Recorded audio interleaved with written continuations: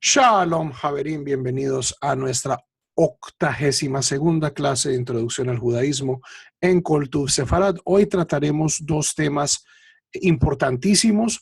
El primero de ellos, el tema de la Seniut, el tema del recato, la modestia, principalmente en el vestido, y luego, si nos queda tiempo, vamos a pasar ya a un tema completamente nuevo, pero creo muy importante y muy fascinante y muy urgente para todos, que es la educación de los hijos en el judaísmo. Las responsabilidades de los hijos para con los padres, de los padres para con los hijos, y cómo enfocamos esto en un marco nuevo, dentro de una perspectiva igualitaria, donde hoy en día, al menos a nivel secular, por ejemplo, nosotros ofrecemos exactamente pues, la misma educación a nuestras hijas que a nuestros hijos. ¿Cómo afecta eso el judaísmo y cómo afecta esto la dinámica familiar? Entonces, esto es lo que me propongo hacer el día de hoy. Y comencemos entonces con el tema de la Seniut, que es un tema que es profundamente mal entendido. Entonces vamos a entrar primero con una cuestión textual. Vamos a ver primero una cuestión de palabra. ¿Qué significa la palabra Seniut? Luego vamos a pasar a una serie de conceptos errados de la Seniut y se los voy a probar. Vamos a estudiar hoy directamente del Shulchan Aruch y luego quiero mostrarles una plataforma de Seniut muy razonable, que algunas personas pues les va a parecer el colmo de la herejía, pero no les parezca el colmo de la herejía. Fue escrita por un rabino ortodoxo, sefaradí. Entonces, para que luego no digan que yo todas las herejías que publico acá me las invento. La mayoría de ellas son citadas de otro lado. Ok, entonces, share screen. Ok. Vamos a comenzar con la palabra. ¿Qué significa la palabra Seniut? Seniut es con Sade.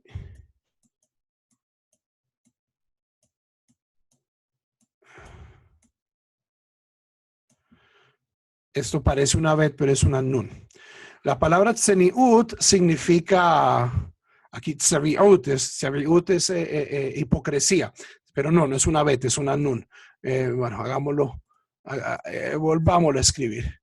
Seniut.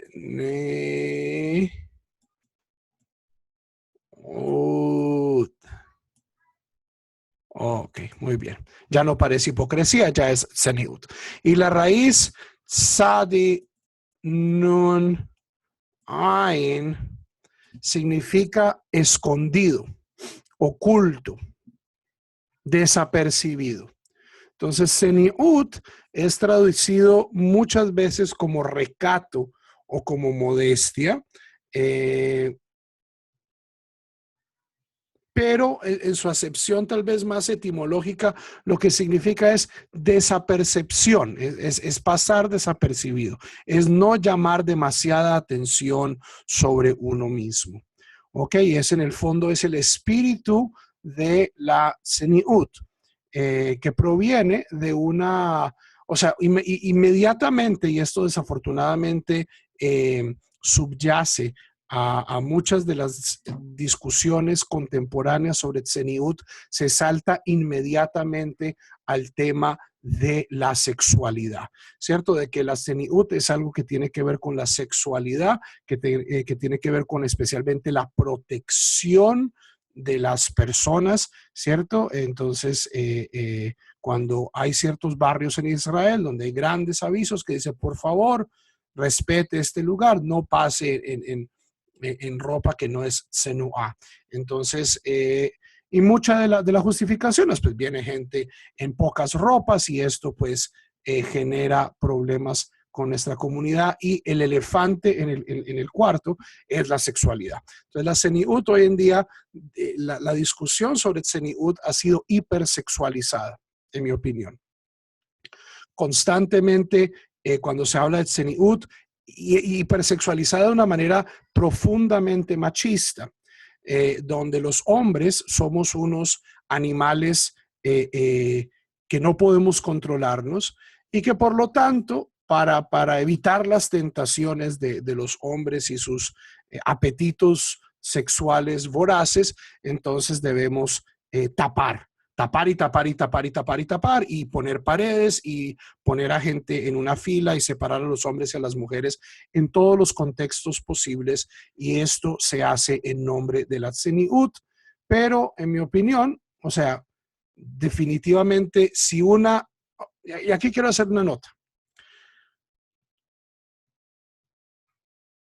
lo que a mí me molesta no es que las comunidades ultraortodoxas tengan estos estándares de Tzeniut. Si yo soy socializado y a mí se me enseña dentro de este contexto que si yo estoy a solas con una mujer, algo va a pasar. Si yo no tengo intercambios con el otro sexo que no sean cargados de una carga erótica, entonces pues sí son necesarias todas estas restricciones. Lo que quiero demostrarles hoy es que esto no es universal, que la tzeniut no es un valor objetivo, donde decimos vamos a tapar esto y esto y esto, eh, eh, y ciertamente que los estándares de tzeniut propuestos por el mundo ultraortodoxo no son los únicos. Estos no dependen directamente de una lectura tradicional, y que por lo tanto cada comunidad y cada sociedad está no solo en su derecho, sino en su deber de crear sus propias medidas de Seniut. ¿Ok? ¿Por qué? Porque volvamos al origen de la palabra. El origen de la palabra es pasar desapercibido. Si yo me voy en pantaloneta al Kotel Hamaraví, Hasbe Shalom, o a Geula, o en bikini, pues ciertamente ahí estoy desentonando. Pero igualmente, aquellas personas que creen que hay que ser tzanúa y hay que ser modesto y se disfrazan, porque es un disfraz, de Hasidim en América Latina, sin ser Hasidim, sin vivir una comunidad hasídica, entonces estas personas están llamando la atención sobre ellos y de cierto modo están siendo no tzanúa. ¿Ok?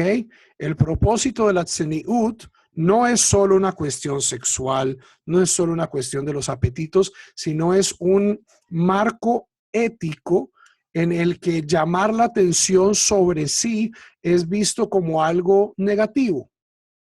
O sea, yo debo tratar de ser, o sea, ¿cómo ponemos esto en buenos términos? En sobresalir, pero no por mi apariencia física, no por cómo me visto o cómo me desvisto, sino por mis acciones. ¿Ok? Entonces, eso fundamenta, en mi opinión, la institución de la Tzeniut. Entonces, vamos a tratar preguntas. Lo que vamos a tratar de hacer en esta corta sesión es tratar de haber mitos sobre la Tzeniut y tratar de desarticularlos. Vamos a hacer un poquito de estudio sobre el tema de taparse, de ver la piel de la mujer, la voz de la mujer, todas estas cosas que son vistas como inmodestas, de acuerdo a una visión tremendamente rígida del halajá. Vamos a ver cuál es su contexto original. ¿Ok? Entonces vamos a hacer un poquito de estudio del Shulchan Aruch y luego vamos a terminar con una propuesta muy razonable del rabino Mark Angel. ¿Ok?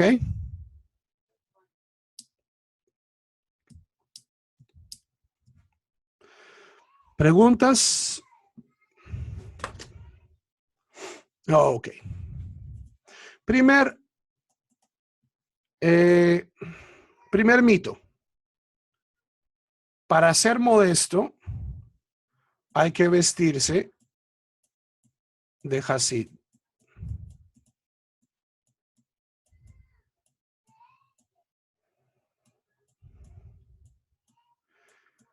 Ese es el primer mito. Y es un mito, desafortunadamente, que ha sido adoptado por un buen porcentaje del mundo emergente en América Latina.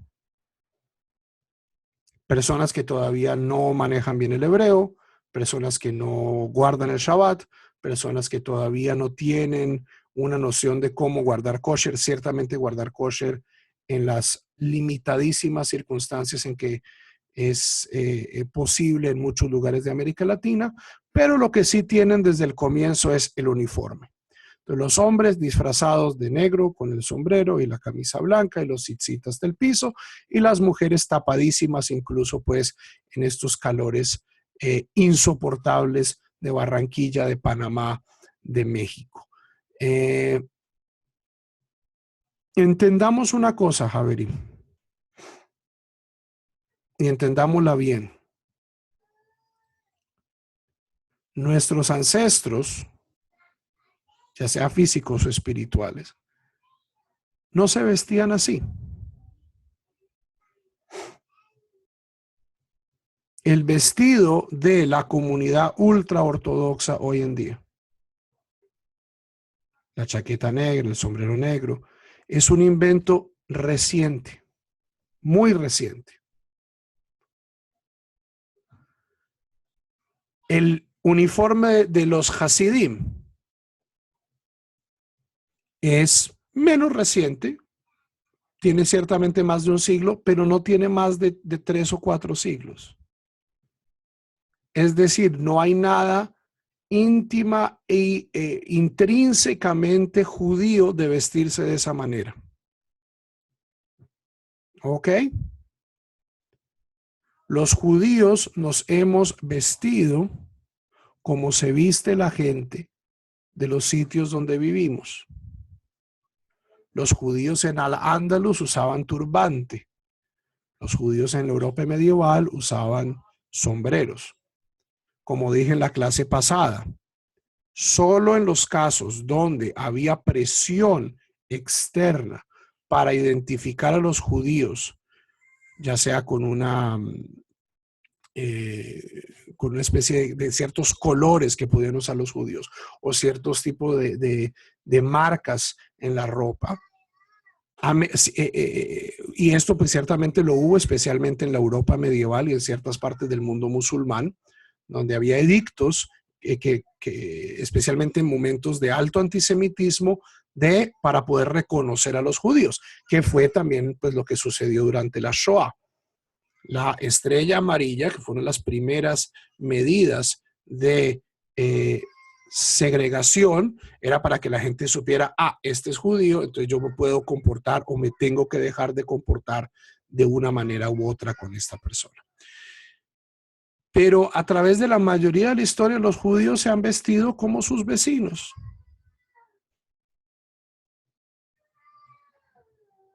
¿Ok? A través de la mayoría de la historia, los judíos han vivido junto a cristianos y musulmanes y en mayor o menor medida, estas sociedades también tienen ideas de recato, y las ideas de recato, de qué es modesto, de qué es, qué pasa desapercibido y qué no pasa desapercibido, pues son determinadas por la mayoría. ¿Ok? Hoy en día tenemos un desafío particular, que es que en nuestras sociedades occidentales sí hay una hipersexualización del vestido. ¿Ok? Y entonces aquí surge un dilema, porque sabemos, sí, por un lado, la idea tampoco es vestirse completamente diferente de la otra gente, cuestión de que yo no pase desapercibido, sino sea, uy, el judío. O sea, yo creo que también para muchas de estas personas es una cuestión de reafirmación de su identidad. O sea, quieren ser judíos, entonces se disfrazan de lo que la gente percibe como judío para que en la calle les digan, es que usted es judío. Sí, yo soy Yehudí y mi ancestro sefardita y todo el cuento. Pero es una cosa superficial. Es una cosa superficial. Entonces, el desafío que tenemos hoy en día es cómo vestirnos normalmente y, esto sí, seguir un valor que es no hipersexualizar nuestra vestimenta. Esto en el judaísmo, o sea, no es que no se crean las leyes de recato, sino que las leyes de recato tienen que ser modificadas y socializadas para cada cultura. Lo que en una cultura es erótico, para otra no lo es. ¿Ok? Entonces, primer mito, para ser modesto toca vestirse de Hasid. No, en mi opinión, especialmente si yo estoy en América Latina, vestirme de Hasid es algo profundamente inmodesto. Es algo que profundamente llama la atención sobre mí de una manera negativa y en muchos casos hasta peligrosa.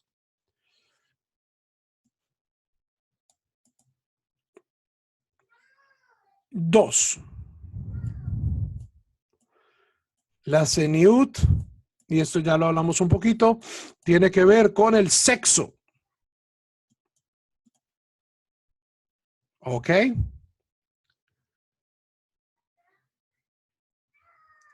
Las leyes de Zeniut no están compiladas en un lugar específico de los códigos legales. Hoy en día, pues hay libros sobre Tzeniut y son los que he visto son un poquito miedosos por su extremismo. Entonces comienzan a hablar de centímetros y del grosor de las medias y que la media no puede tener, o sea, cosas que en la halajá no, o sea, que en la halajá clásica en el Talmud no aparecía. ¿Por qué? Porque las mujeres en la época talmúdica no usaban medias, a ver, ni en la Biblia ciertamente tampoco.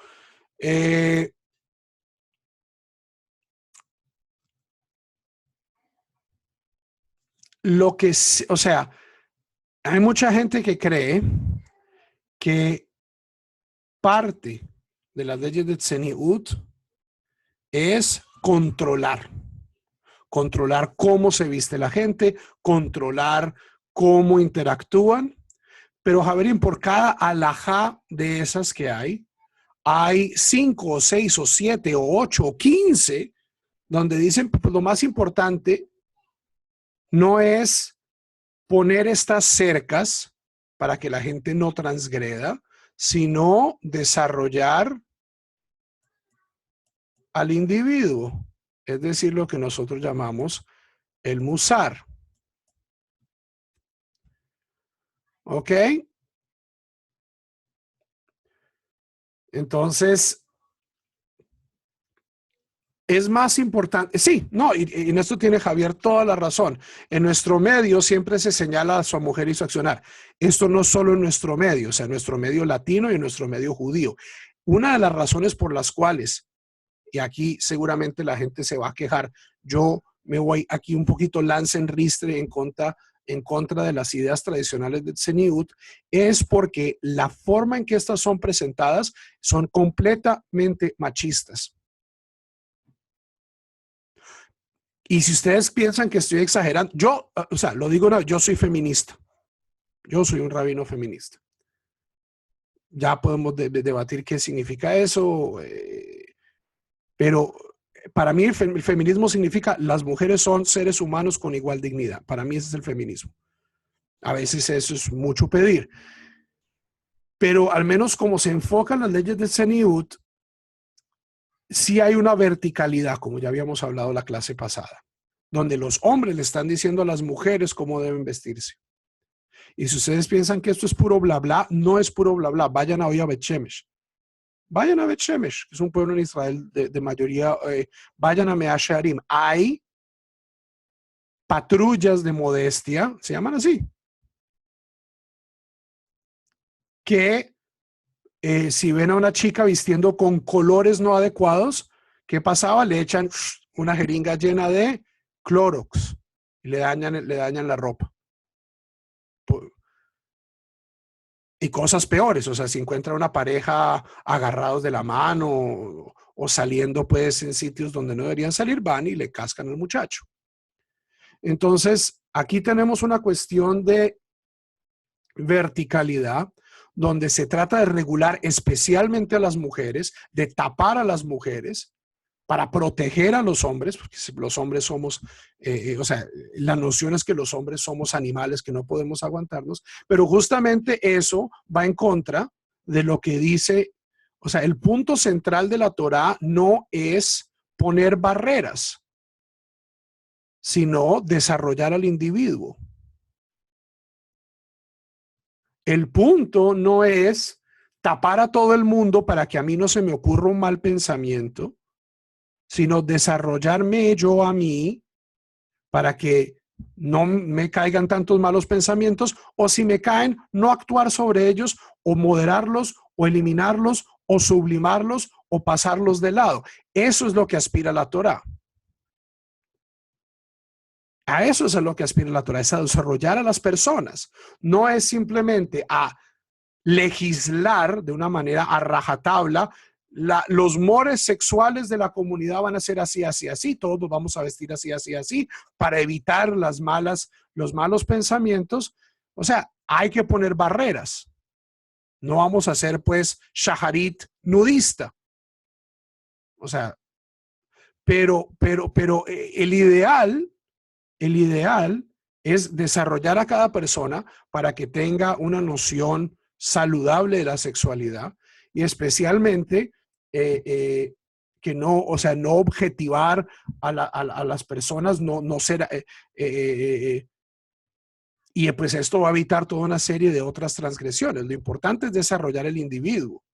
¿Por qué? Porque si yo tengo, o sea, ¿qué acabo haciendo? Si genero una serie de legislaciones que completamente me separan del otro género, me ponen como los caballos estos que había en las ciudades en Colombia, ya los prohibieron, ¿cierto? Les ponen las cosas para que no vean los carros y las motos que les están pasando ahí.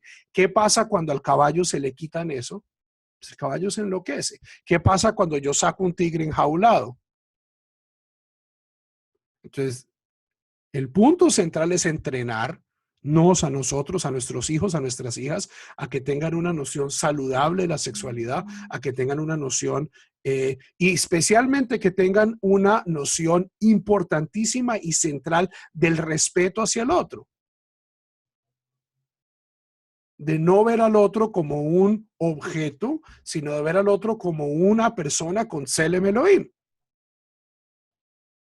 Eso es a lo que se debe, a eso es a lo que se debe, no es encadenar al Yetzer, ¿cierto? No es encadenar a nuestros bajos instintos, sino es elevarlos. A eso es a lo que aspira el judaísmo. Sí, a veces no es posible. Sí, a veces toca darle rejo al Yetzer. A veces toca alejarse de situaciones comprometedoras. Pero en mi opinión, hoy en día, en cuestiones de Tzeniut, se está poniendo demasiado énfasis en estas medidas de limitación y no en entrenar a las personas y en desarrollar su musar.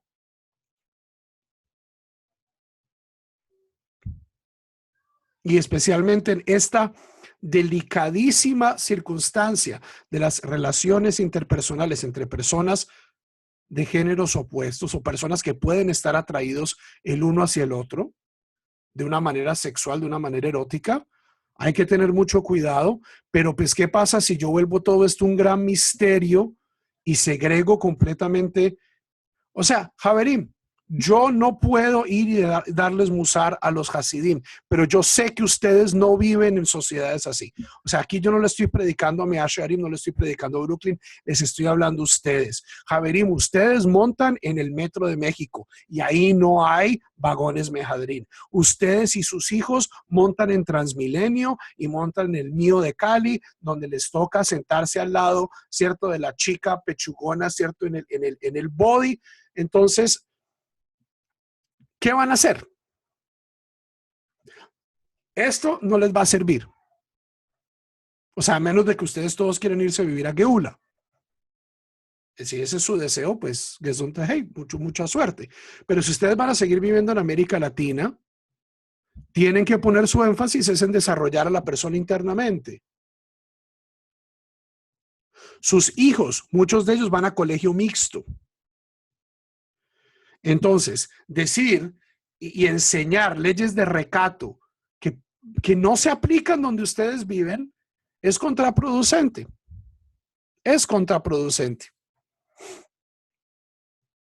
Nosotros en el mundo occidental, moderno, en América Latina, en los Estados Unidos, vivimos en situaciones diferentes al mundo ultraortodoxo. Por lo tanto, nuestra interpretación de las leyes de Tzeniut debe ser diferente.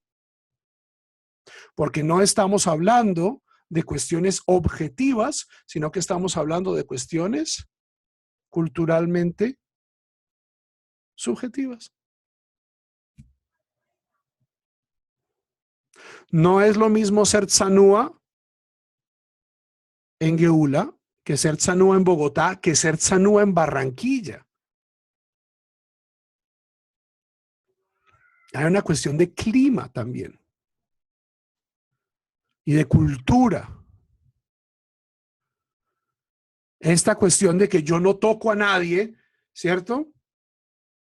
Pues en América Latina todo el mundo se saluda y se abraza de beso y eso no necesariamente es una cuestión erótica. Y decir yo no. Entonces hay que, yo estoy haciendo llamar atención sobre mí. Y aquí no hay fórmulas mágicas. O sea, esto, Javerim, ese es el tercer paso, el tercer punto. No hay magia. Es decir, yo no me... La Tzeniut, dado que constantemente nuestras relaciones interpersonales, la forma en que nos exponemos el uno al otro, ¿cierto? Hace 20 años el internet no existía el sexting, no existía, todas estas cosas no existían. Tiene que ir evolucionando. Entonces, esto es algo que constantemente estamos desarrollando y es algo que constantemente estamos tratando de afinar. Quiero en los siguientes minutos mostrarles que esto no es no entiendo la pregunta, Débora.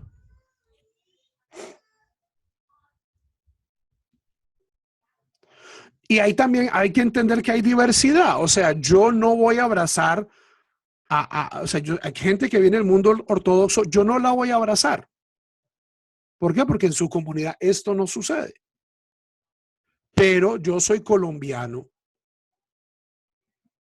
Cuando yo estoy en Colombia, saludar a alguien de abrazo, de beso, darle la mano, no tiene connotaciones sexuales. Bueno, la sexualidad está acá y en cómo de uno el beso. ¿Ok? Entonces, en el mundo ortodoxo hay limitaciones. Los hombres no pueden darle la mano a la mujer, ni siquiera darle la mano a una mujer que no sea su esposa. Esos son sus nociones de Tzeniut. ¿Ok? Lo que yo les estoy diciendo es, ustedes no viven en ese mundo. Ustedes no viven en ese mundo.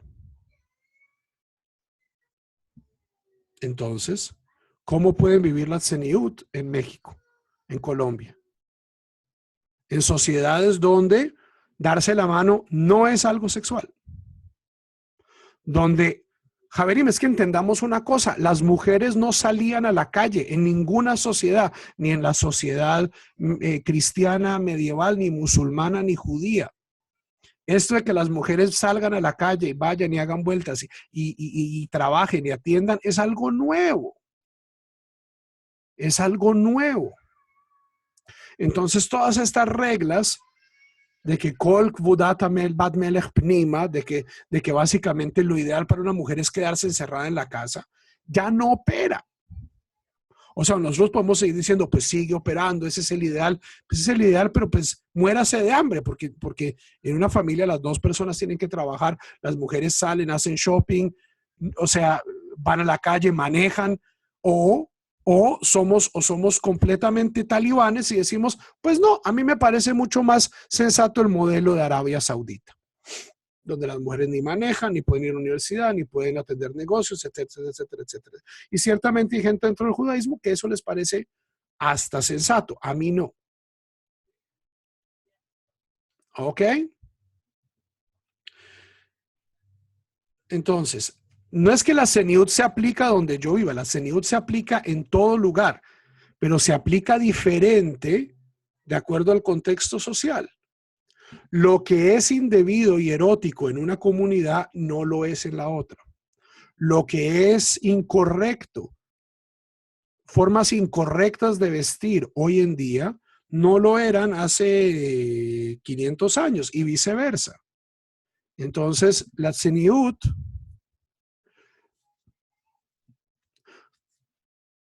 usemos un contraejemplo.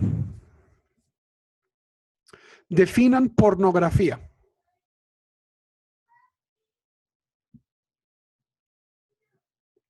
Muy difícil. ¿Qué es pornográfico? Hay cuadros del Renacimiento que son tremendamente explícitos a nivel sexual. Hay pinturas, o sea, el Kama Sutra lo pintaban en las paredes de los templos en India. Eso es pornografía. Y básicamente a la gente, la gente dice, yo sé que algo que es pornografía cuando la veo. O sea, es como una intuición. Lo mismo, yo sé cuando algo es modesto cuando lo veo. Eso no depende de reglas objetivas, sino que depende de una sensibilidad cultural, social, etcétera, etcétera, etcétera. Y,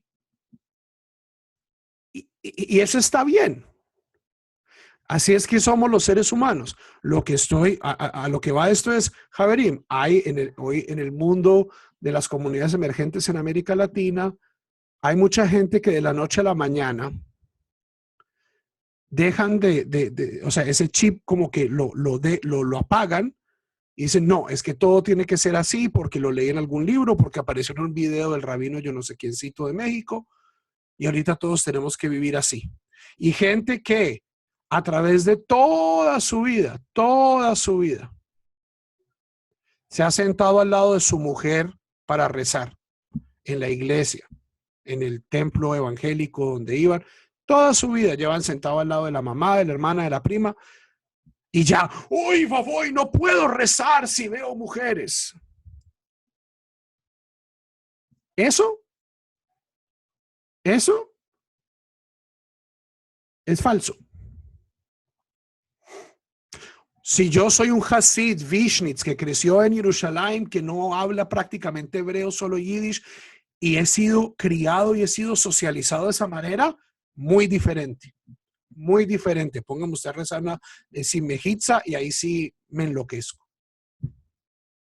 Pero en América Latina no me vengan a decir que una persona no es capaz de rezar al lado de una mujer cuando no hemos sido socializados de esa manera.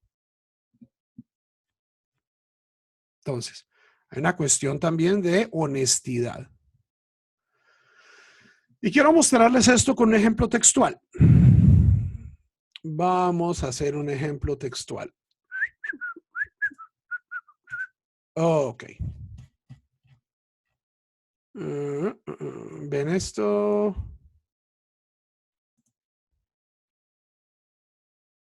Un segundito. Hagámoslo más grande.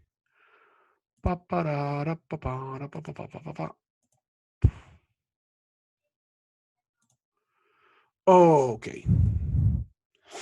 Esto, Javerim, es el Shulchan Aruch. Este es el Shulchan Aruch, Ora Haim, capítulo 75, donde hablamos de tapar a las mujeres.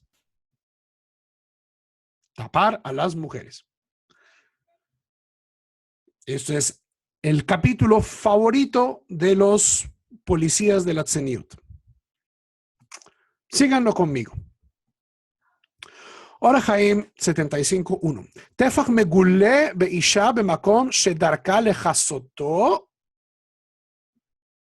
Un tefach, es decir, esta distancia, 10 centímetros, descubierto en una mujer, en un lugar que suele ir cubierto, bemakom shedarka, o sea, miren el lenguaje, es un lenguaje completamente relativo. Bemakom shedarka lechasoto. Un lugar que la mujer suele llevar cubierto.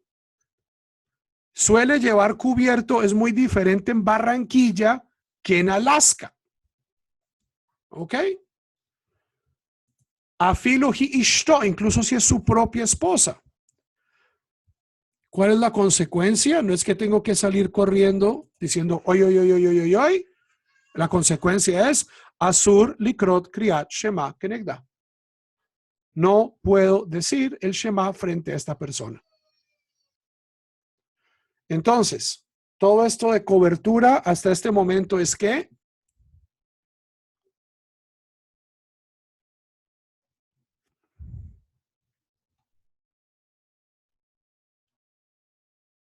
no es costumbre, esto es halajá, esto viene prácticamente de la Mishnah.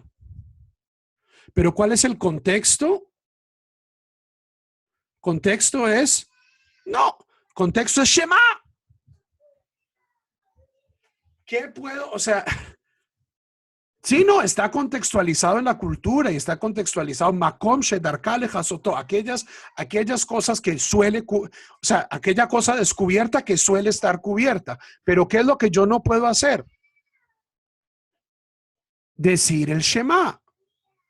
No es que tenga que salir corriendo cada vez que vea una mujer, no es que no pueda estar en el mismo lugar, ¿cierto? No puedo decir Shema cuando hay una mujer mostrando piel. Eso es lo que dice. No puedo decir el Shema.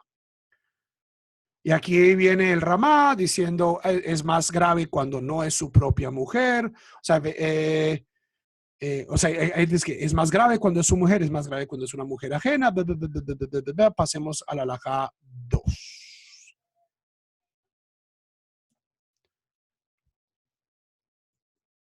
Se'ar shel isha shedarka lechasot. El cabello de una mujer, de nuevo, el cabello de una mujer que suele shedarkah lechasot, que suele estar cubierto, asur likrot kenegdo, no podemos recitar el Shema frente a ese cabello.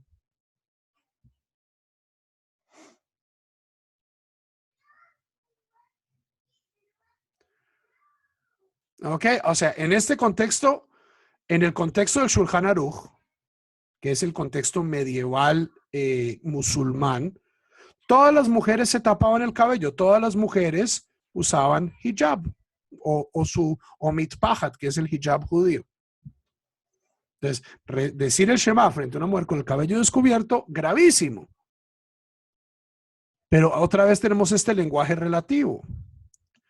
Aquí tenemos la diferencia de lo que estábamos hablando la semana pasada de Kisui Rosh, que es el Ramá, es Rabbi Moshe Isserlis, que es el glosista ashkenazí del Shulchan Aruch. Dice, afilo ishto, incluso si es su mujer.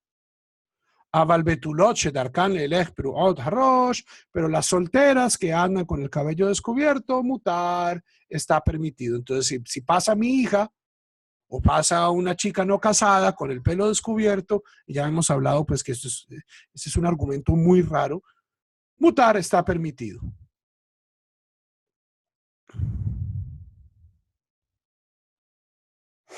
¿Ok? Luego más notas al pie del Ramá. Entonces, ¿de qué estamos hablando aquí? Del Shema. Del Shema.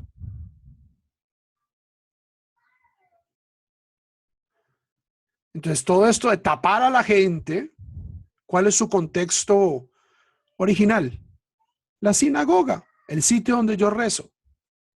Así sea la casa.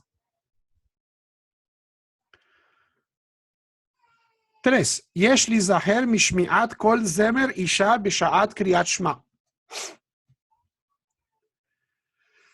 Hay que cuidarse de escuchar la voz cantante de una mujer.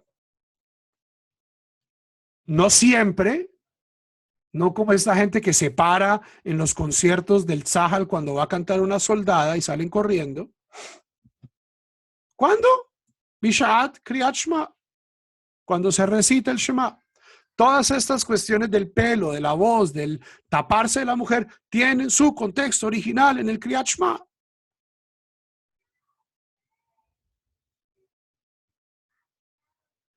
Y esto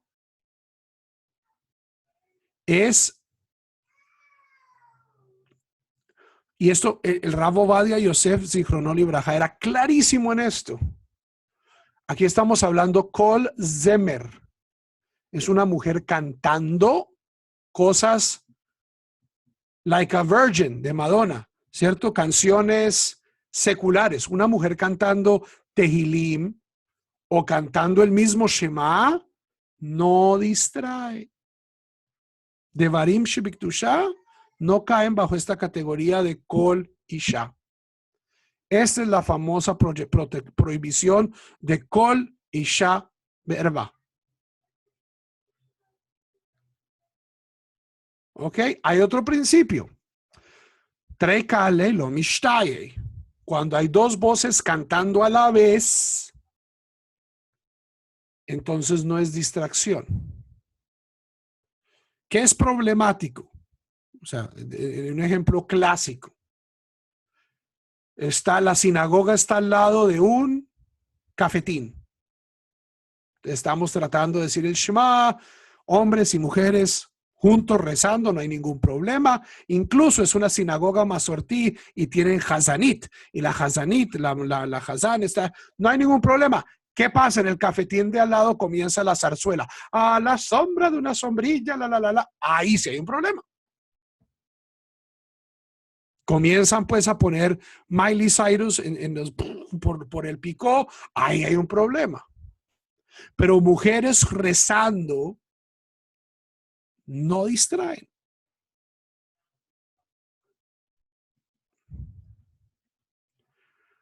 Ahí Débora se salvan por Trei Kalelo Mishtai también. O sea, si comienza el patio entero del colegio a cantar el himno nacional, es un coro, no es una mujer.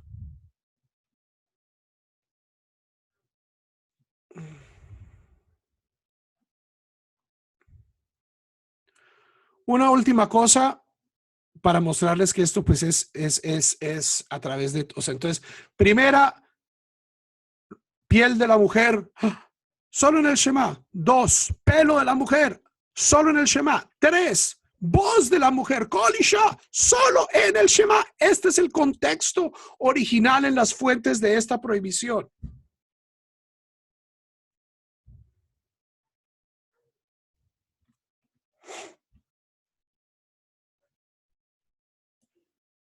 Cuatro, Asur likrot keneged erva. Está prohibido rezar el Shema cuando yo estoy viendo los genitales de alguien. ¿Ok? Hombre, mujer, propios, ajenos. Afilu shel akum, de un no judío. Vejen geneged ervat katan. Incluso con con los órganos sexuales de un menor de edad. Yo soy padre, tengo 3 niños que viven en esta casa.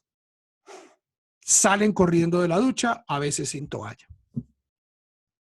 ¿Qué pasa si estoy rezando el Shema? Tengo que parar.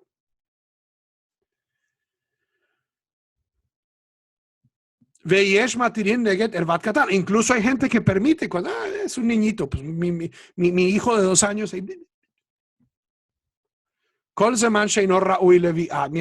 Mientras no sea fértil, mientras no sea, o sea,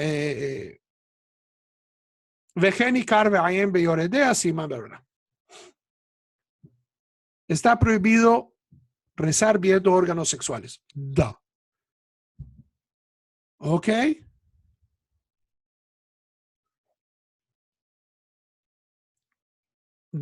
¿Cuál es el contexto de todas estas cosas que estamos tapando? El Shema. No es una cosa universal. No es que la voz de la mujer, no. Ok, no le gusta, lo entiendo. No quiere que sus mujeres canten. Si sus mujeres se lo aguantan y no se lo están aguantando. ¿Cuántas mujeres hay esta pareja que está en Facebook que son divinos? O sea, provocan comer. ¿Cómo se llaman? Yedidia, que son una pareja religiosa, ortodoxo, el muchacho así todo flaquito, la niña es preciosa y cantan con el bebé. O sea, ya esto no está operando dentro del mismo mundo ortodoxo. ¿Por qué? Porque la gente se dio cuenta, bueno, estaba en Ekolisha, es limitado a la hora de decir el Shema. Es limitado a la hora de decir el Shema.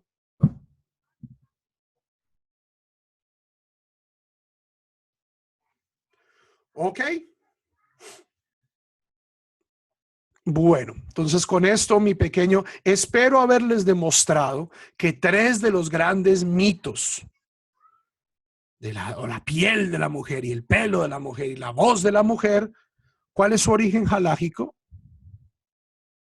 ¿Cuál es su origen halágico? Que esto está prohibido durante la recitación del Shema, pero en ningún lugar dice, y esto está prohibido para siempre, forever and ever, per secula seculorum, amén, amén, amén, sela, sela, vaed, que es lo que ciertos defensores de la Seniut están diciendo hoy en día. ¿Ok? Quiero mostrarles por último, para cerrar este tema de la Seniut, antes de abrir preguntas, una propuesta de el rabino del rabino Mark Angel, que es el gran rabino, el rabino central de la Sinagoga Española Portuguesa de Nueva York, rabino sefaradí, ortodoxo, que era miembro, no solo miembro, sino presidente del RCA. RCA es el Rabbinic Council of America, el Congreso de Rabinos Ortodoxos más grande y más influyente de los Estados Unidos. Se los voy a traducir. Esto es de su página jewishideas.org. Si leen inglés, una excelente página para consultar. El artículo se llama bla, bla, bla, bla, bla. A modesty Proposal Rethinking Seniut. Este es el rabino Angel. No, ok. Angel en inglés, pero pues es el rabino Ángel. Él es de una familia de judíos sefaradíes de Rodas. Rodas en Grecia, que pasaron a Seattle. Este es el resumen. Dice, debemos retornar a la filosofía básica que subyace la Seniut. La expectativa de que somos santos, de que vivimos vidas dignas y de que no nos presentamos principalmente como objetos sexuales.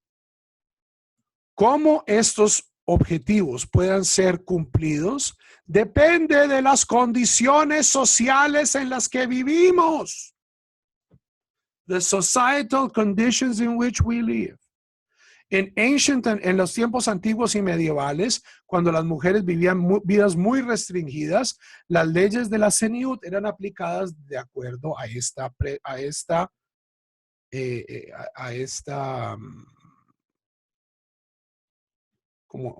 esta situación. En nuestros tiempos, cuando las mujeres funcionan abierta y libremente en sociedad, las reglas de la Seniut deben ser aplicadas con esta realidad en mente también.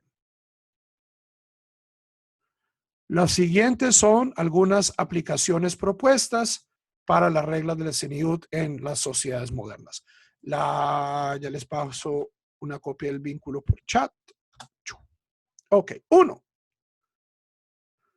Ni hombres ni mujeres deben vestirse hablar o actuar de una manera licenciosa que pueda llamar la atención sexual de otros. Es una violación a la tzniut usar ropas escasas o muy apretadas, o otra ropa que está diseñada para enfatizar la sexualidad de la persona, tanto hombres como mujeres.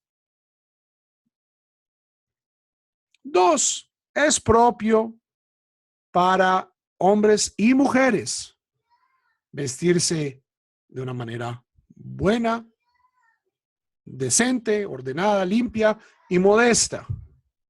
Está bien vestirse a la moda, siempre y cuando esto no viole la filosofía de la tzniut. 3, es un rabino ortodoxo, se ha dicho de paso, o sea, toda esta herejía con la cual estoy absolutamente de acuerdo, no la escribí yo.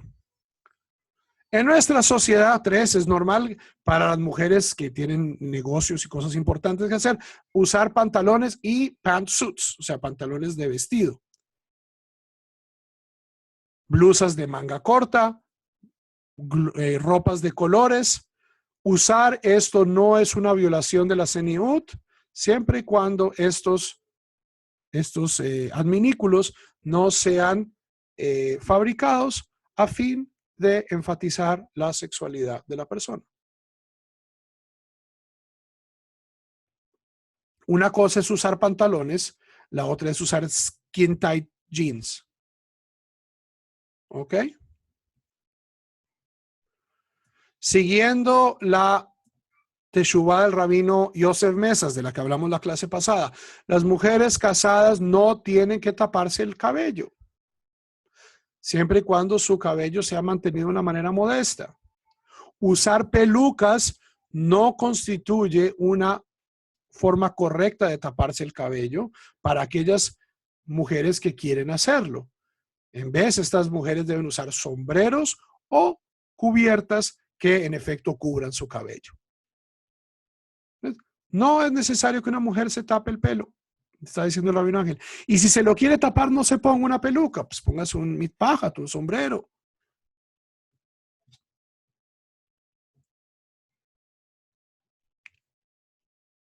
Sí, está permitido usar ropa roja, pero el Talmud dice, sí, en el Talmud usar ropa roja era llamar la atención sobre sí mismo. Ok, un vestido rojo como la chica de rojo, la película esta de Jim Wilder, pues no, pero pues una camisa polo roja, otra una chaquetica con acentos rojos, eso no es, o sea, hoy el rojo es muy extendido, ¿cierto? Especialmente en sitios donde el equipo, ¿cierto? En Cali, donde todo el mundo tiene la camiseta del América, o en Bogotá, donde la mitad de la ciudad más sufrida y más abnegada usa los colores albirrojos del Santa Fe, pues. Que Millos, ni Millos es azul. El azul está permitido, pero Santa Fe tiene más que Dusha. Ok. 5. Hombres y mujeres pueden cantar en la presencia de otros géneros, siempre y cuando las canciones sean de una naturaleza religiosa o de naturaleza cultural, como ópera, canciones, o sea, canciones normales. Las personas no deben cantar ni escuchar canciones que tengan lenguaje vulgar o contenido erótico que vaya a llevar a pensamientos impropios o a comportamiento impropio. Lo siento, reggaetón, quedaste fuera. ¿Ok? Adentro queda, no sé, las baladas de Nino Bravo. Afuera queda el reggaetón. Ok. 6. Muy importante. Muy importante. Si una persona se viste, habla y actúa de manera propia, digna, no es su responsabilidad si otros están sexualmente atraídos a esta. Este es su problema. Es su responsabilidad controlar sus pensamientos y emociones y retirarse de situaciones que puedan ser, donde puedan encontrarse provocados sexualmente. Si yo me he visto con Zeniut de acuerdo a las reglas y el contexto de mi sociedad y la gente se emociona,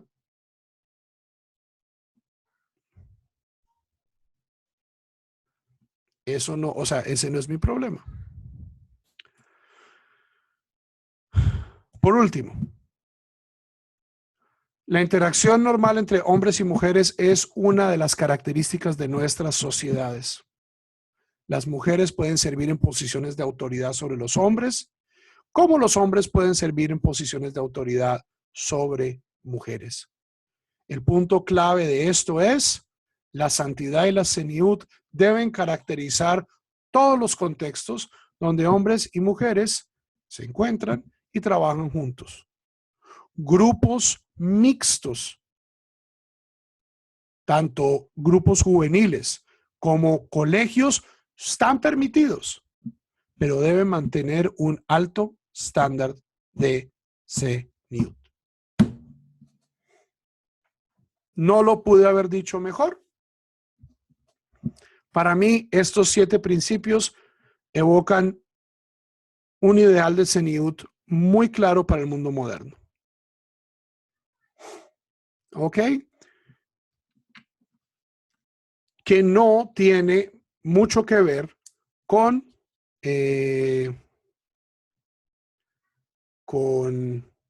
lo que se presenta en los medios, ciertamente en América Latina, como el ideal de Zeniut. Hasta aquí el tema. Preguntas.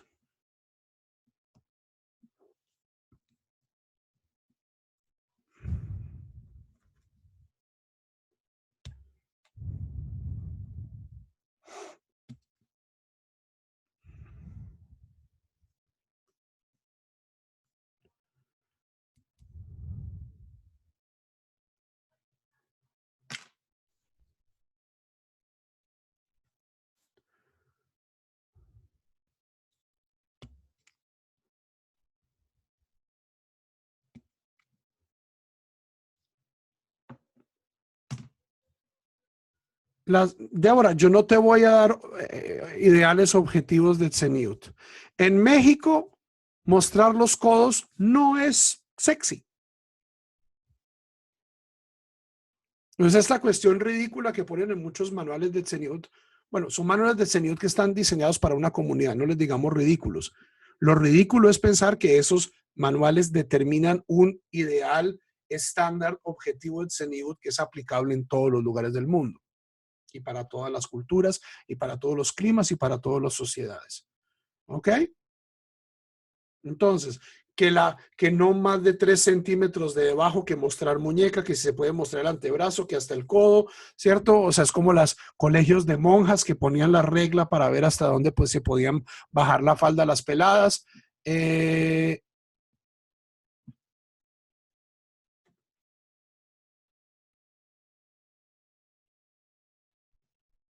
Gabriel pregunta una pregunta candente sobre elección de género. Eso va a ser un par de clasecitas donde vamos a hablar de todo ese tema espinoso. Pero, o sea, también entendamos, o sea, Javerín, la pregunta de Gabriel tiene una arista que nos cuadra muy bien y es en toda esta hipersexualización de la Zeniut, se nos olvida que hay gente que está atraída a personas del mismo género.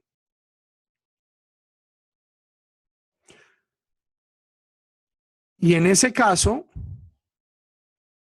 todas estas separaciones y todas estas reglas rígidas y objetivas, en vez de estar ayudando a estas personas, los están encerrando con personas con las cuales se sienten más atraídas. Lo cual, desde una perspectiva tradicional, tiene serios problemas. O sea, ya vamos a hablar de cuál es mi posición ante la homosexualidad, pero hablemos tajles, en la comunidad ortodoxa hay personas gay, esto lo sabemos. Todas estas reglas objetivas de Tzeniut, ¿qué es lo que están haciendo con estas personas? Las están segregando con personas hacia las cuales se sienten sexualmente atraídos.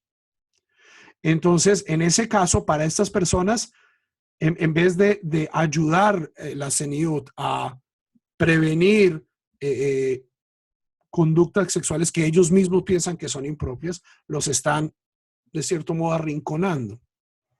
Entonces, por eso es que me gusta esta propuesta del rabino Angel, en el sentido de que, uno, no determina medidas objetivas porque estas no existen. Segundo, pone el énfasis en que las personas tienen que hacer lo mejor que puedan para cumplir ideales de modestia de acuerdo a su cultura y su situación. Pero tres, lo más importante es que la persona pues aprenda a controlar sus instintos.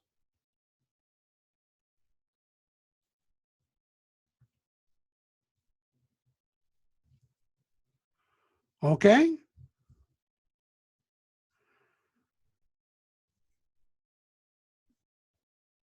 De ahora no entiendo la pregunta. O sea, la respuesta debe ser obvia de todo lo que hemos estado discutiendo. ¿Es correcto ir de pantalón al shield? En mi opinión, sí, mientras no sea un pantalón revelador.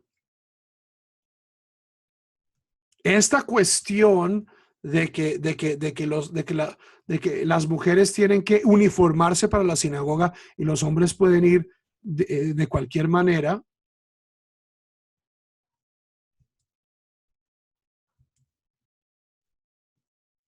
No, depende de la comunidad. Pues en una comunidad ortodoxa, pues si te vende pantalón no te van a dejar entrar.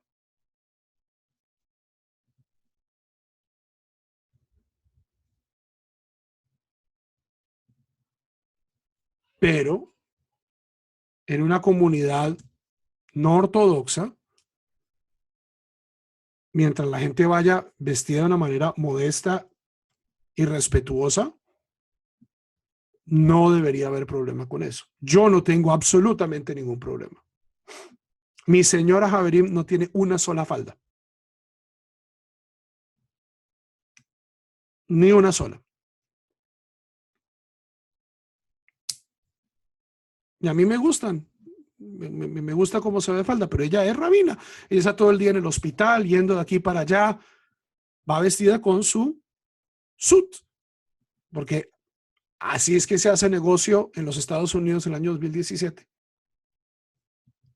Y a ella no le gusta, no es su estilo. Ok, entonces ella va vestida de una manera modesta, elegante, funcional, respetuosa, digna de su cargo.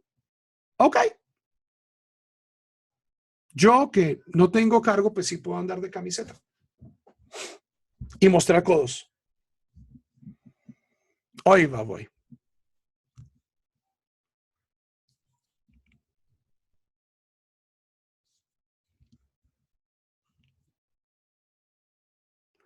Preguntas.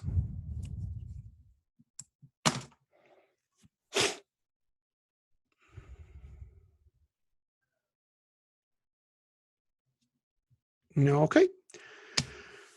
Si no hay muchas preguntas, Javerim, entonces dejemos así. No se les olvide, Javerim, hoy es el 34º día. Hoy son 34 días del Omer, que son